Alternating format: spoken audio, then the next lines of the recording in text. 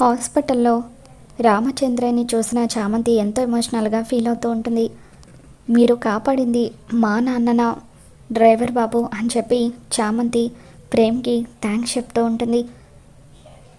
ఎన్నోసార్లు నువ్వు హాస్పిటల్లో జాయిన్ చేసిన పెద్దాయన్ని చూడటానికి ఇక్కడికి వచ్చాను, కానీ ఆయన మా నాన్న అనే విషయాన్ని నేను తెలుసుకోలేకపోయాను అని చెప్పి చామంతి మీరు నిజంగా మాకు ఎంతో పెద్ద సాయం చేశారని చెప్పి అంటూ ఉంటే, ఆయన్ని కాపాడింది నేనే అయినా నువ్వు మీ నాన్నగారు చేయించిన చెవిదిద్దులు అమ్మేసి మరి ఆయన ట్రీట్మెంట్కి డబ్బులు ఇచ్చావు.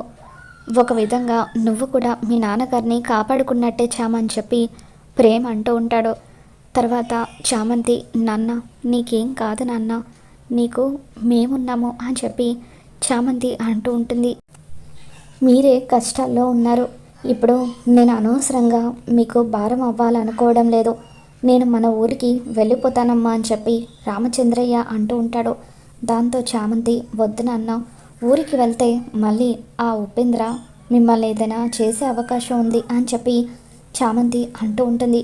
ఇక దాంతో ప్రేమ్ చామ్ అసలు ఆ ఉపేంద్ర ఎవరు, ఎందుకు మీరు అతనికి భయపడుతున్నారు, మీరు మీ ఊరు నుండి ఎందుకు వచ్చేసారు, ఎందుకు ఎప్పుడు చూసినా ఏదో విషయం గురించి మీరు భయపడుతూనే ఉంటారు, ఎన్నోసార్లు నిన్ను ఈ విషయం గురించి అడిగాను కానీ నువ్వు ఎప్పుడు కూడా ఆ విషయం గురించి చెప్పలేదు అని ప్రేమ్ చామ్ని అడుగుతూ ఉంటాడు. దాంతో చామ్ మా గురించిన మొత్తం నిజాలు నీకు మాత్రమే చెప్పగలను డ్రైవర్ బాబు, ఎందుకంటే నువ్వు మాత్రమే మాకు సాయం చేయగలవు అని చెప్పి చామంతి జరిగింది మొత్తం కూడా ప్రేమ్కి చెబుతూ ఉంటుంది. ఉపేంద్ర ఆస్తిని కాజేయడం కోసం రాజావారిని రాణివారిని చంపేసి ఆ నిందను మా మీద వేశాడు. దాంతో ఆ ఊరి ప్రజలందరూ కూడా మేమే ఆస్తి కోసం రాజావారిని రాణివారిని చంపాలనుకున్నామని చెప్పి అప్పటి నుండి మా మీద ద్వేషాన్ని పెంచుకున్నారు. రాణిగారు చనిపోయేటప్పుడు ఆ మణిహారాన్ని నా చేతికి అప్పగించి దాని బాధ్యత నన్ను చూసుకోమని చెప్పారు. ఆ ఉపేంద్రకు నా దగ్గర మణిహారం ఉన్నట్టుగా తెలిసిపోయింది, అందుకే ఎప్పటి నుండో ఆ మణిహారం కోసం నా కోసం వెతుకుతున్నాడు అని చెప్పి చామంతి తలదాచుకోవడం కోసమే మేము ఈ సిటీలోకి వచ్చాము.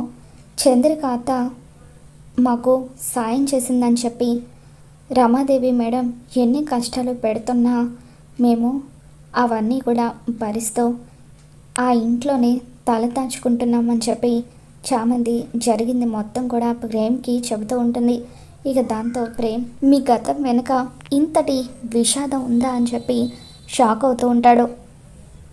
తర్వాత చామంతి వాళ్ళ అమ్మ నాన్నని మనతో పాటు తీసుకువెళ్దాం అని చెప్పి అంటూ ఉంటే, అప్పుడు మనతో పాట మేడం గురించి నీకు తెలుసు కదమ్మా, ఆ ఇంట్లో మనం ఉండడమే దండగా అన్నట్టుగా మేడం ఎప్పుడు కూడా మాట్లాడుతూ ఉంటారు. ఇప్పుడు నాన్నగారిని కూడా అక్కడికి తీసుకుని వెళ్తే నాన్నగారు నడవలేరు కాబట్టి ఏ పని చేయలేరు కాబట్టి ఇక్కడ ఉండడానికి వీల్లేదని మనల్ని కూడా ఇంట్లో నుండి బయటకు గెంటేస్తే ఎలా అమ్మా అని చెప్పి చామ్ అంటూ ఉంటుంది. ఇక దాంతో ప్రేమ్ మీ అమ్మగారు చెప్పింది కరెక్ట్ చామ్, ఈ పరిస్థితిలో మీ నాన్నగారు మీతో ఉండడమే కరెక్ట్, ఎందుకంటే మీరు కనిపించక ముందు వరకు మీ నాన్నగారికి చేతులు కాళ్ళు రెండు కూడా పనిచేయలేదు, కానీ ఎప్పుడైతే మిమ్మల్ని చూసారో ఆయన ఒకలాంటి ఎమోషన్కి గురయ్యి చేతులను కదిలించారు. ఇప్పుడు ఆయన చేతులు నార్మల్ అయిపోయాయి. అదేవిధంగా ఆయన మీతోనే ఉండడం వల్ల పూర్తిగా మామూలు మనిషి అయ్యే అవకాశాలే ఎక్కువగా ఉన్నాయి. అందుకే మీతో పాటు మీ నాన్నగారిని ఉండనివ్వడమే కరెక్ట్ అని చెప్పి ప్రేమ్ అంటూ ఉంటాడు. కానీ ఎలా డ్రైవర్ బాబు, అమ్మగారికి తెలియకుండా నాన్నని ఎలా తీసుకువెళ్ళాలని చెప్పి అంటూ ఉంటే, అవుట్ హౌస్ ఉంది కదా మేడం చూడకుండా మీ నాన్నగారిని అవుట్ హౌస్లో ఉంచుదాము అని చెప్పి ప్రేమ్ అంటూ ఉంటాడు. ఏం కాదు కదా డ్రైవర్ బాబు, భయంగా ఉందని చెప్పి చామంతి అంటూ ఉంటే, ఏం కాదులే చామ్, నేనున్నాను కదా అంతా నేను చూసుకుంటానని చెప్పి ప్రేమ అంటూ ఉంటాడు. మరోపక్క రోజా ఈ ఇంటికిగా నేనే మహారాణిని, నాన్న బతికున్నాడో లేదో తెలీదు, ఒకవేళ అప్పుడప్పుడు అమ్మ, అక్క ఇద్దరు నాకు అడ్డుపడినా కూడా ఏదో ఒక విధంగా వాళ్ళని ఇంటి నుండి నేను వెళ్ళగొట్టేస్తాను. అప్పుడు పూర్తిగా ఇది నా రాజ్యం అయిపోతుంది. ఈ ఇంట్లో వాళ్ళందరినీ కూడా నేను చెప్పిన మాట వినేలాగా చేసుకుంటాను. చివరకు ఆ రమాదేవి అయినా సరే నా కాళ్ళ దగ్గరికి రావాల్సిందే అని చెప్పి రోజా అలా ఉయ్యాల ఊగుతూ ఎంతగానో పొంగిపోతూ ఉంటుంది.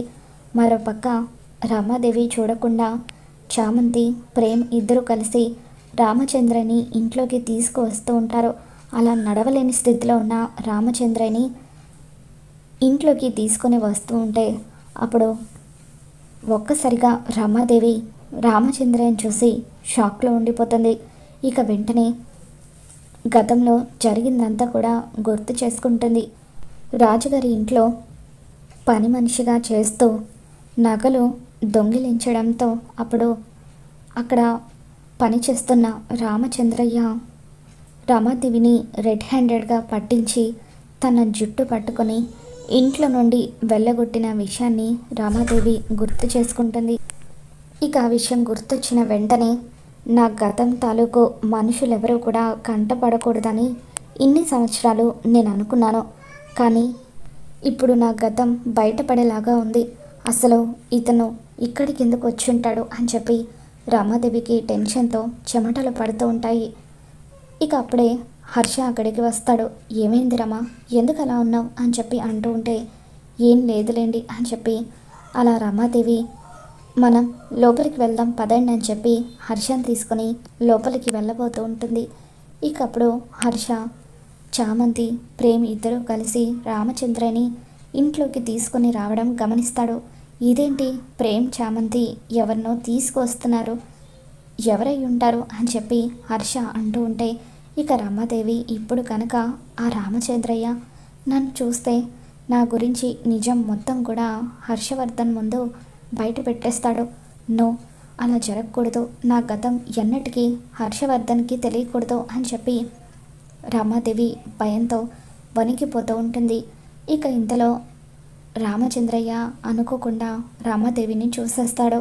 ఇక రామాదేవిని చూసి ఒక్కసారిగా షాకుతో అలా కోపంతో నడవలేని స్థితిలో ఉన్నా కూడా కోపంగా అడుగులో అడుగు వేసుకుంటూ ఏయ్ నువ్వా, నువ్వు ఇక్కడేం చేస్తున్నావని చెప్పి కోపంతో రగిలిపోతూ రమాదేవి దగ్గరికి వస్తూ ఉంటాడు.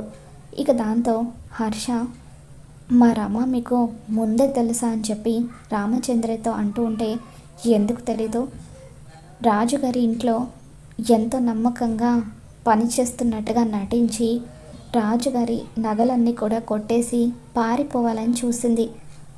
ఒకప్పటి పని మనిషి ఈరోజు కోట్లల్లో విలువ చేసే బంగ్లాలో ఎలా ఉంటుంది అని చెప్పి అలా రామచంద్రయ్య హర్షవర్ధన్ని ప్రశ్నిస్తూ ఉంటే అతను చెప్పేది నిజమా రమా, నువ్వు ఒకప్పుడు పని మనిషిగా చేసావా అని చెప్పి రామాదేవిని హర్షవర్ధన్ ప్రశ్నిస్తూ ఉంటాడు. మరి రాబోతున్న ఎపిసోడ్లో ఏం జరగబోతుందో మళ్ళీ మన ఛానల్లో తెలుసుకుందాం. ఈ వీడియో మీకు నచ్చినట్లయితే లైక్ చేయండి.